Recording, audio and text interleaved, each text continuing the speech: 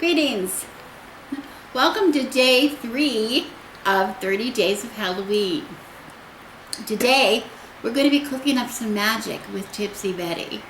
Who is Tipsy Betty? I have to tell you a little story to explain what that is. My father and mother, when they were getting to the end of their life, they came to California to live, and they lived for a while with us here in our home, and then they moved into an assisted living home really just around the corner from here. And so they weren't living in the home that they shared for 50 years. And it was lovely, They got to go out to dinner with us all the time and come to the family home, and be with the family for cooking and things. But they spent a lot of time, most of their meals they ate in the assisted living home with beautiful staff and lovely meals served to them. It was more like a restaurant than a really fancy restaurant than an assisted living home. We used to joke that it was like the Love Boat without the water, because it was really, really a nice resort living. But anyway, my father would get really hungry for things from time to time, and he started talking about Apple Brown Betty. Oh, he needed Apple Brown Betty so bad. That's all he talked about was Apple Brown Betty. And when I said, well, I could make you, I don't know, I never made Apple Brown Betty, maybe I could make you some. My mother said, he doesn't know what he's talking about. He's never eaten Apple Brown Betty. She said, he doesn't even know what Apple Brown Betty is. She goes, she didn't know what Apple Brown Betty was either. Now, we were very familiar with apple desserts, of course, and we ate a lot of apples. And apple crisp was something that we, ate in the school cafeteria. That was one of the few things that they would make in the school cafeteria that people actually liked. It was a dessert that we had quite often, which was just cooked apples with like a little crumbly topping. And I knew what apple streusel was, but what was Apple Brown Betty? He insisted no, it was Apple Brown Betty. Well, I've been researching, and I don't find too much difference other than Apple Brown Betty has mainly flour in the topping. Some things have oats, some things have fruits and nuts and all kinds of things in that topping. But an Apple Brown Betty apparently is basically flour. Okay, so I thought, so I decided to maybe make one today, but I thought, I don't want to just make one with apples. I want to make this magical. I want to make a little magical, and I have seen recipes elsewhere that use the nectar of our people, bourbon, in the recipe. Apples and bourbon are a beautiful, beautiful marriage. And I thought, what could be better in that than adding oats? So I decided I'm experimenting today, and I'm making what is the premiere of Tipsy Betty. I'm going to make something like an Apple Brown Betty. I'm going to use flour in the topping, but I'm going to also add oats, and I'll tell you why in a minute. And I'm going to use bourbon in the recipe, which I don't think my father was talking about having bourbon in the recipe, but not that he wouldn't have enjoyed it if he would have had it. Okay, so what is this magical? Is this a magical food? Does this have anything to do with magic?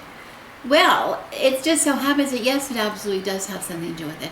It's almost like a love potion. It could be considered almost a love potion, or for other kinds of magic. Just because we take something, ingest something, and eat something, does not mean it ceases to be magic. We know the properties of cinnamon, for instance, which I'm going to use. Of course, we can't think of this time of the year without using something like cinnamon. But cinnamon I have it in my kitchen cupboard, but I have it in my witch's cupboard as well. I use cinnamon all the time in all kinds of spells, in all kinds of incense blends, and all kinds of things. Cinnamon has so many magical properties. If you don't believe me, Google it. You will find so many magical uses for cinnamon. Cinnamon is really appropriate to use at this time of the year. Well, first of all, we're using apples this time of year. We're using pumpkins this time of year. If you want to talk about pumpkin pie spice, cinnamon is in that. It just a beautiful marriage with those foods. But cinnamon, so it's just natural that we would have it this time of year. But It increases psychic awareness, okay, which is important if we're going to be communicating with our ancestors or communicating with spirits, those who have passed on. Cinnamon can help us in those aspects. It can be used, again, in love spells. It's considered an aphrodisiac by many. It heats up your spell. It heats up and maybe intensifies the power of your magic. It's a very good protection spice, protection ingredient.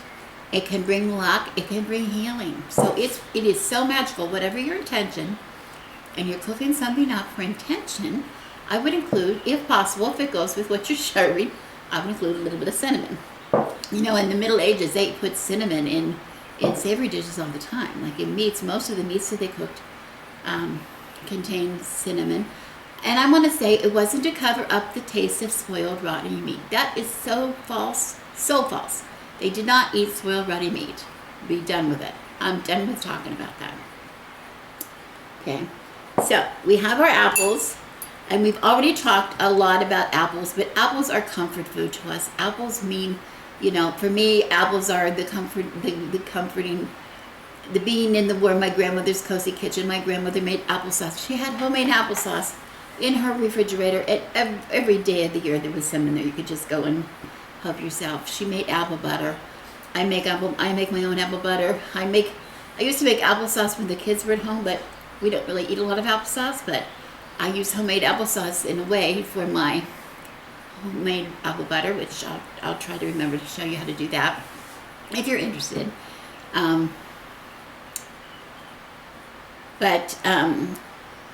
It's just a wonderful, apples are just so magical and so many good properties. We're talking about another thing that we're adding to, we're talking about adding to our topping. I wanted to add oats. I use oats in everything. This is just Trader Joe's oats I buy, but I said you can use, you know, Quaker oats are perfectly good, or any kind of oats. I do a lot of medieval cooking, and I use oats a lot because I have a Scottish persona, and I can tell you this, that a lot of people, well, first of all, I want to say that I have read that some people consider oats having magical properties of warding off starvation is one, and also to bring in anything where you're lacking. If I don't have enough, fill in the blank, that oats is good to use to help you bring in whatever you don't have enough of.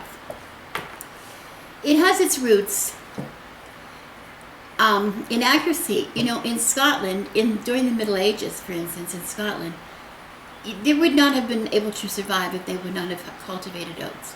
They cultivated oats, they cultivated barley, and that was the basis of their survival. They could not, you know, they used barley they brewed with barley, they used the grains, they fed their animals and oats. We all know about the bannocks, the oat cakes, and the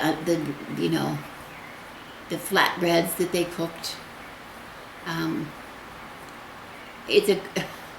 I could go on and on about the uses that they use for oats. And I just embrace that so much, that I love that oats. It's a basis in my kitchen, and I can't have a kitchen without oats. Okay, and the final thing that I think magical in the spell is bourbon. And people overlook the idea of using something alcoholic for magic, for why not? But why would it be overlooked? You know, alcohol is... it's important. It's just as important as any other libation. You talk about drinking other potions. Alcohol has a lot of good uses, and bourbon is considered to be the drink of mourning or death. A lot of times when people are sad or mourning, or you know, at a wake, so they'll toast using bourbon or some other kind of whiskey. I really like the bourbon. I really like this. I have a strong affinity for bourbon, an emotional attachment to bourbon, the other thing I want to say is it's also known as an alcohol that will help to bless a friendship.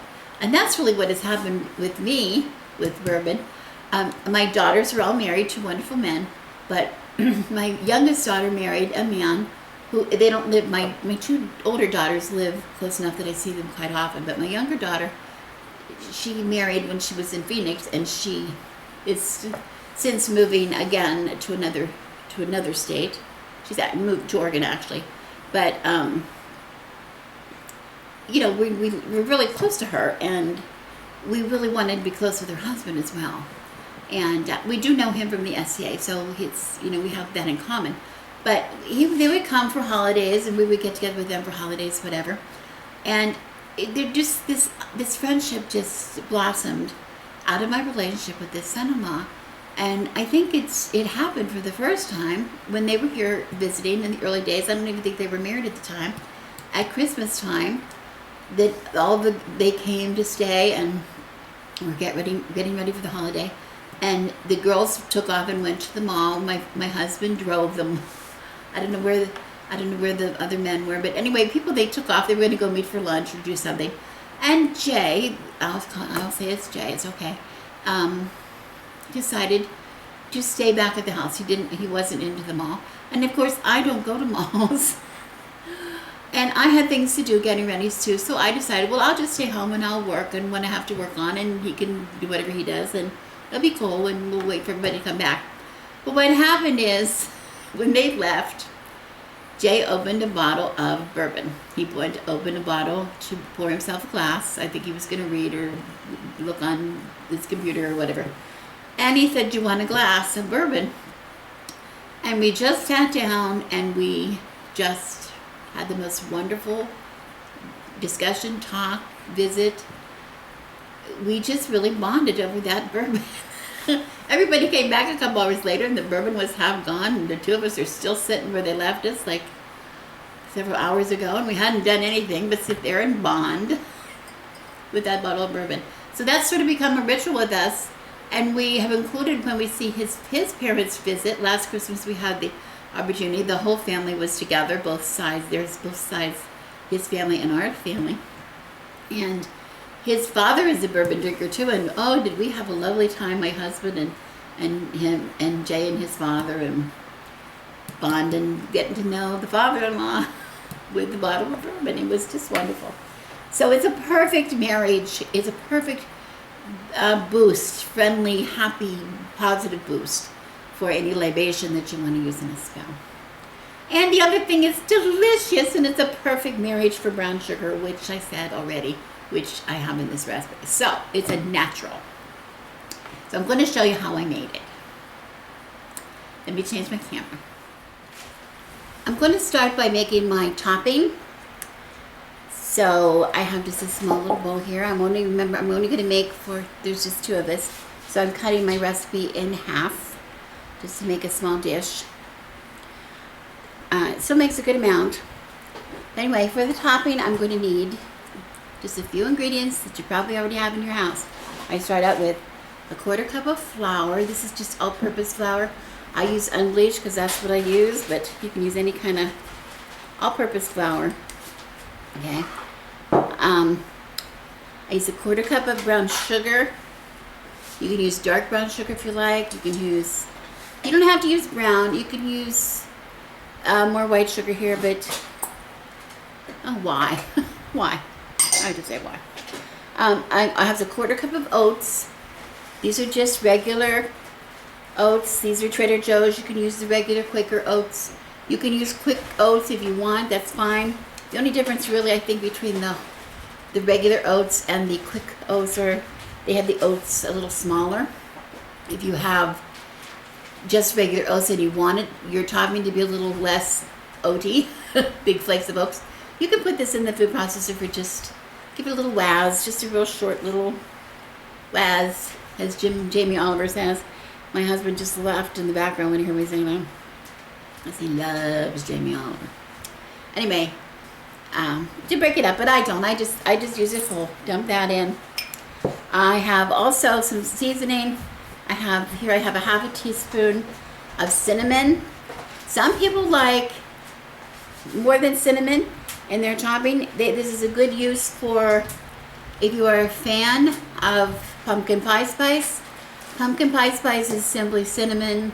Usually has little ginger, some nutmeg, maybe allspice, I think, or clove.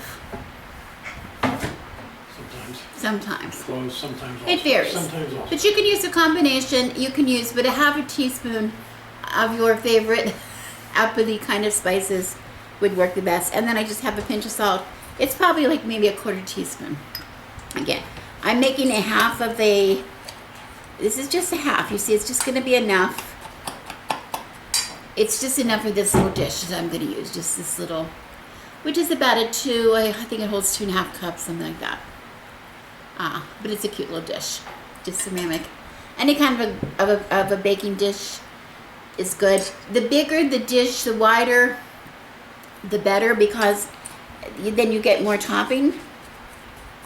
You know, if you have too small of an area, your topping is going to be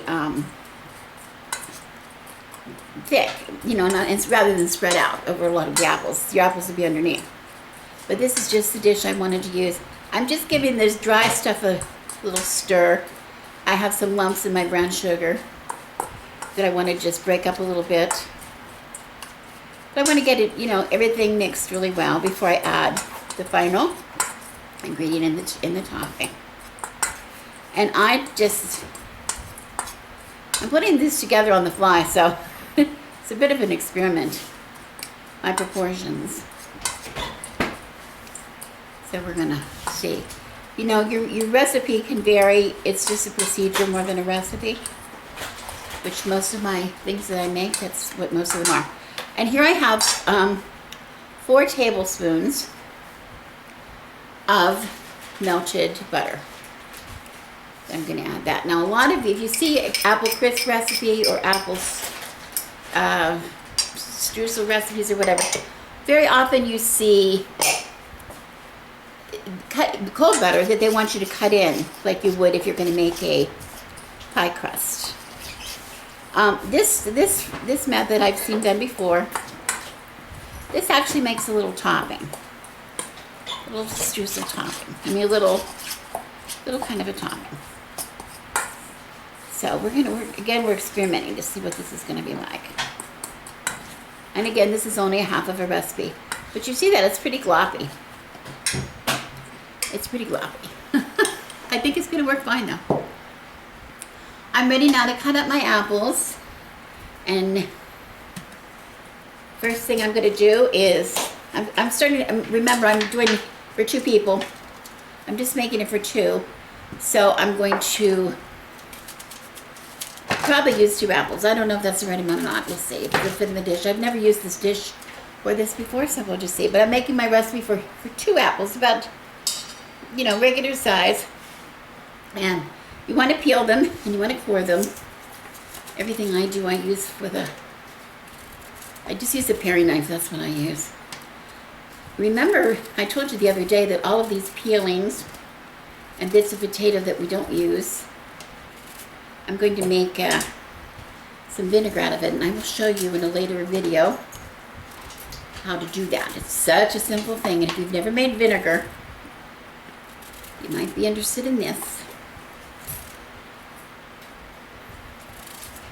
Anyway, I'm kind of doing this quite quickly. Now these apples, I believe, are Fuji apples. You can use any kind of an apple as long as it is a good baking apple. What I mean by baking apple is when you bake it, when you cook with it, it holds its apple form. You know, some apples are great for applesauce because they just fall apart into mush when you cook them. And you don't want this dessert to be mush. You want it to have the apple to still look and taste like an apple. So, a really good choice would be something like Granny Smith or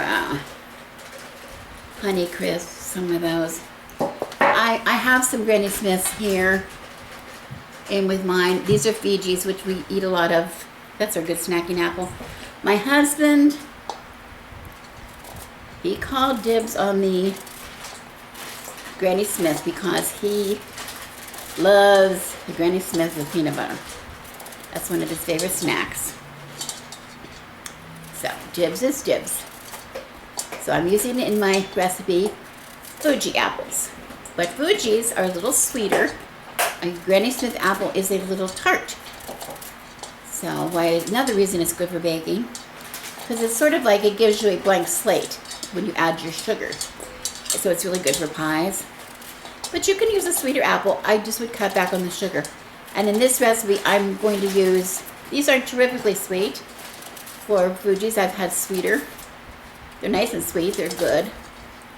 I don't like them too sweet. But I cut back. If I was going to use a Granny Smith in this recipe, I would increase my sugar just a little bit. Instead of a 1/4 cup for a half recipe, I might use maybe a 1/3 cup for a half recipe. But I don't like things terrifically sweet.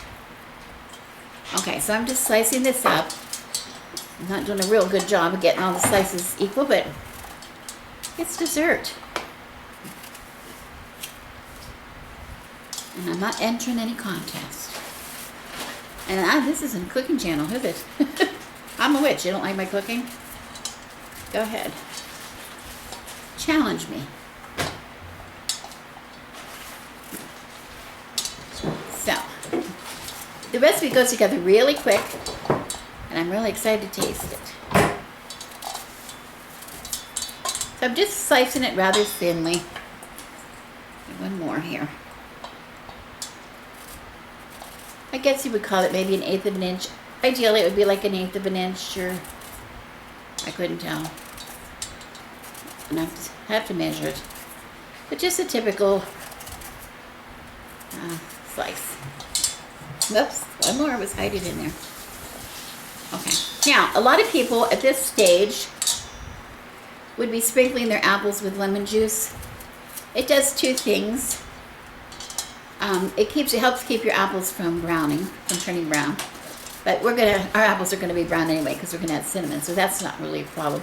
But it also adds a little tartness, and I would say normally, if this was just Brown Betty and not Tipsy Betty, I would definitely be adding some lemon juice. But you know, lemon juice is for sissies. Okay, this is gonna be a magical Tipsy Betty, and to be a Tipsy Betty, instead of lemon juice, what am I gonna use? I'm gonna use the drink of our people, bourbon. Drink of our people, bourbon. Okay, so I'm gonna move this out of the way.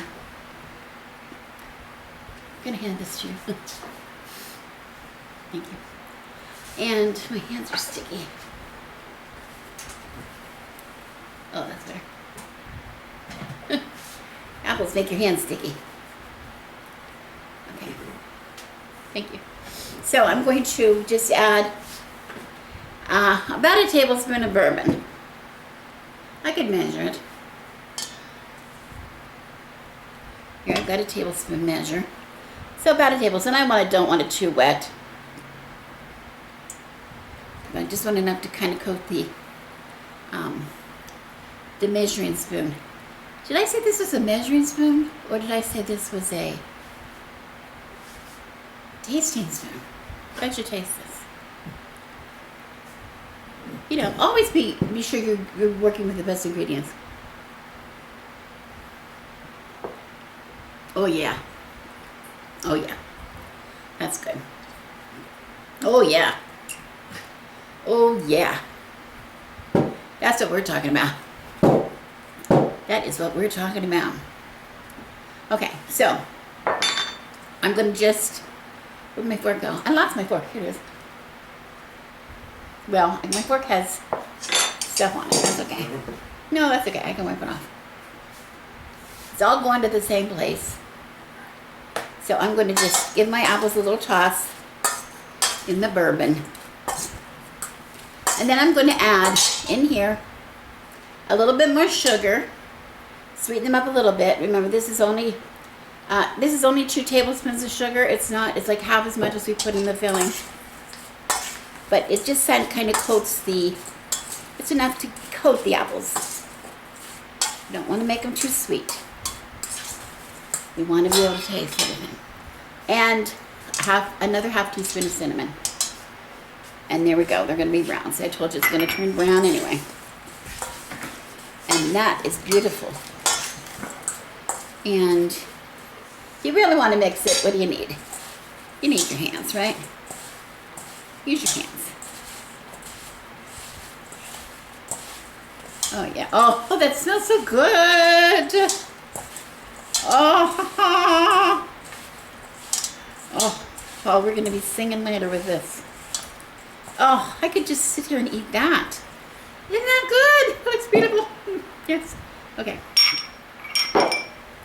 So I have my dish here. Just put that right there. I have my dish, and I have buttered the dish. And I hope this fits. Oh, it's a perfect amount. Look at that. It is a perfect. This is a perfect amount. I guessed well. I guessed really well. Okay, so I have my apples. And you see it's not clear to the top. You have to leave room for your topping. And then I'm just going to take this topping and I'm breaking it up with my fingers. Now, if this were a traditional apple crisp that we use with the crumbled butter, you know, the cold butter, it would be like little pieces like this, or it would be kind of dry looking. But in our case, it's already kind of wet. Oh, that smells so good. I could probably die just by, I could die right now and be so happy. Oh, brown sugar and bourbon.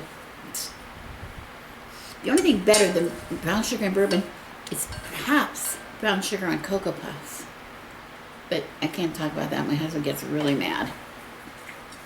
He thinks that's a disease. I don't eat that anymore, but when I was younger, boy, that was the breakfast of champions.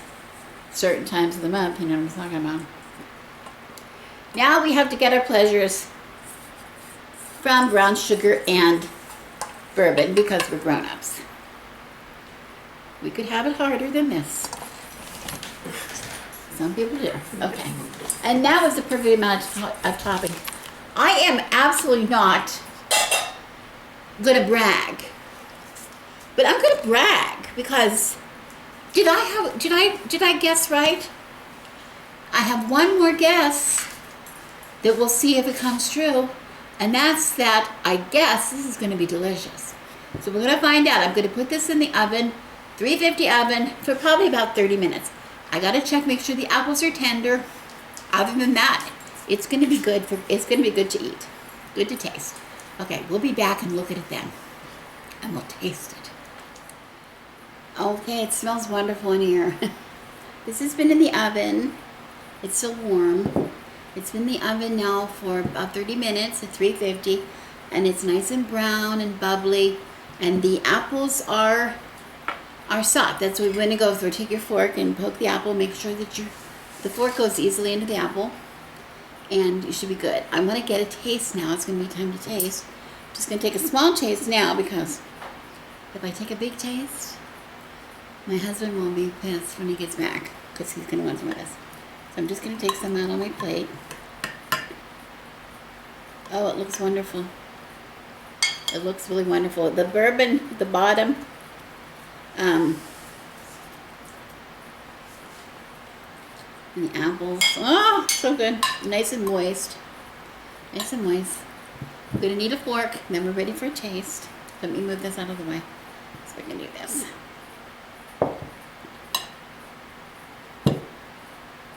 Okay, now we're ready for a taste.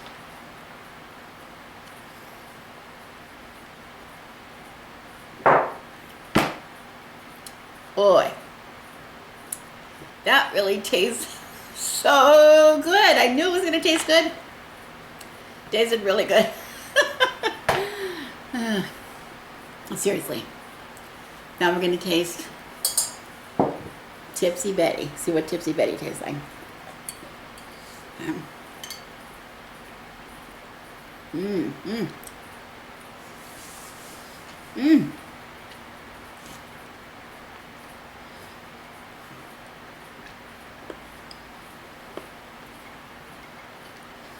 To me, just exactly the right amount of sweetness. The brown sugar is wonderful. The oats topping is nice and crumbly. The brown sugar on the top, mixture with the flour and the oats, it's like Almost like a little candy topping. It's not hard, it's still soft. Reminds me of something, I'm not sure what. But oh, so good.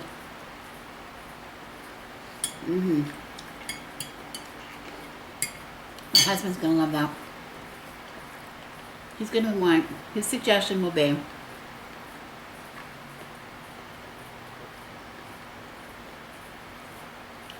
Tipsy Betty, warm from the oven, a scoop of vanilla ice cream on top, and maybe a shot of bourbon. He's gonna be one happy man.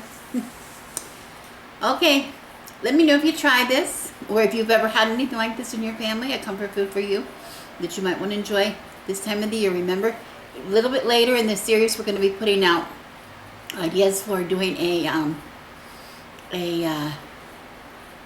a feast for the dead, or a dumb supper, some people like to call it, and some of the favorite foods that you might want to put out to share with your ancestors.